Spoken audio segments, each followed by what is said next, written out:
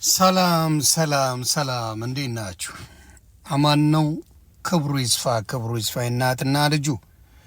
እንግዲህ የዴዚና የአሞራ ወይም ደግሞ አሌክስ ጉዳይ እኛ ቤት ገብተዋል። እንግዲህ አይተነዋል የሆነውን ነገር። ከመጀመሪያው ነው የምጀምረው። በመጀመሪያ ደረጃ ዴዚ ወደዋለሁ ብላ የመጣችው እኔ ፔጅ ላይ ነው። የዛሬ ፊው ማንት ገው አባውት የዛሬ 5-6 ወር እኔ ፔጅ ላይ መጣ ነበርና ወድጄዋለሁ፣ ተመችቶኛል፣ ደስ የሚለኝ ልጅ ነው ስትል አይ ሴድ ኦኬ አስጠራሁት። መጣ። ከዛ በኋላ ተጠየቀ፣ ይሄ ዴዚ ትመቻለች ወይም አሪፍ ልጅ ናት፣ መልካም ልጅ ናት፣ በጣም ጨዋ ልጅ ናት ብዬ ነገርኩት። አልፈልጋትም፣ በፍጹም አልፈልጋትም ብሎ ቃል በቃል የተናገረው ነው። ከዛ በኋላ ኢቭን ብሎክ ያረኳትን ፈታታለሁ ምናምን ካለ በኋላ ሂድንት ብሎክ ያረጋትን ምናምን አልፈታትም ምናምን። ከዛ በኋላ ብቻ ተግባቡና ለዚህ በቁ።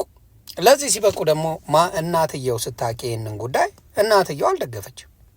ምክንያቱም 20 ዓመት ሙሉ ያሳደገቻት ናት። ብራንድ ኒው የ2024 መኪና የገዛችላት ናት። አባቷ ጋር ልትሄድ ስትሄድ አባቷ አላቅሽም ብሎ ነው የመለሳት። ኢጂ ብሎ ነው የመለሳት። ይሄ ራሷም የተናገረችው ነው። ስለዚህ ምንድነው የከተቱት? በዘር ደረጃ ከሄደች ራሱ ልጅቷ መስኪን ስለሆነች አውጥታ እናቷ ያለችውን ፊት ለፊት ተናገረች። ምን ማለት እኔ ሌላ እያለ ትግራዋይን አታግቢ የሚል ነገር ይዛ መጣለች እናትየው። ይሄ በአማራ ብቻ አይደለም፣ የትግራይ ልጅም አማራ እንዳታግቡ የሚሉ ብዙዎች አሉ። ስለዚህ አጭር አታግቡ፣ መላጣ አታግቡ፣ ቦርጫም አታግቡ ምናምን የሚባል ነገር አለ። ስለዚህ አማራ ሲሆን አማራ ትግራይ አታግቢ ስላለች ልክ አማራ እንደ ዘረኛ የምታደርጉት እንዴ እናንተ? ህፃን ልጅ የአማራ ህፃን ልጅን ባገኝ አንቄ ደፋለሁ የሚለው አለው አይደል እንዴ? አሁን የሞተው ሰለሞን ተካልኝ ምንድን ነው ያለው? ክብረ አይወድም አማራና ውሻ እያለ አይደል ሲዘፍን የነበረው? ብዙ ዘረኛ እናንተ ቤት ነው ያለው። ከማንም በላይ በዘረኝነት ትግራዋዮች ትታወቃላችሁ። ቃል በቃል ነው የምናገረው፣ ቃል በቃል። ይሄ ልጅ ደግሞ ዘረኛ ነው። ይሄ ልጅ ደግሞ የህወሓት ልጅ ነው፣ ህወሓትን ደጋፊ ነው። ስለዚህ እንደ አንድ አማራ እናት ህወሓት የአማራን ልጆች የጨፈጨፈ የበላ ቆርጥሞ የበላ ነው። ስለዚህ እናት አልደገፈችም። ይቺ ልጅ ያደገችው አሜሪካን ሀገር ነው። እንደዚህ አይነት ነገሮችን ዘረኝነትን ሳታስተምራት ነው ያደገችው። ልጇ ዘረኝነትን አታውቅም። መልካም እናት እንደሆነች በዛ ታውቃለች።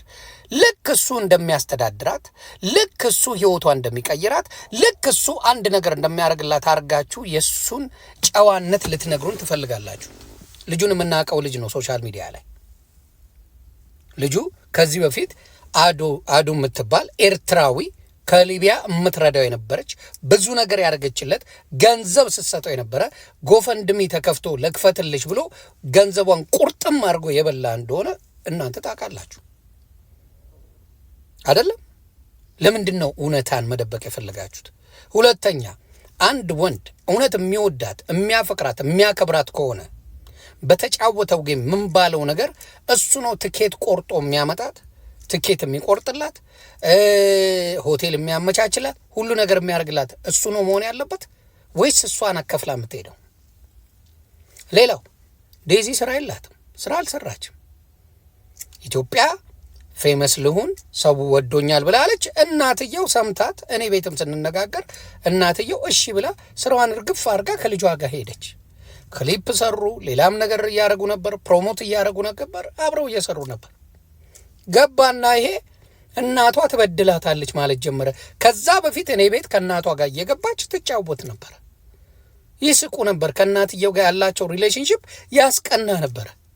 ይሄ መሽገር ከመጣ በኋላ ነው እናትና ልጅ መጣላት የጀመሩት። ከኢትዮጵያ ራሱ 24 ሰዓት እየደወለ እያወራት ፎወት እናትና ልጅ ተለያይተው እሷ ወደዚህ እንድትመጣና ከዛ በኋላ ደግሞ ቀጥታ ወደ እሱ እንድትሄድ ለማድረግ ነበር። ለምን ፈለገ? ለወረቀት። ወረቀት አለው የለው?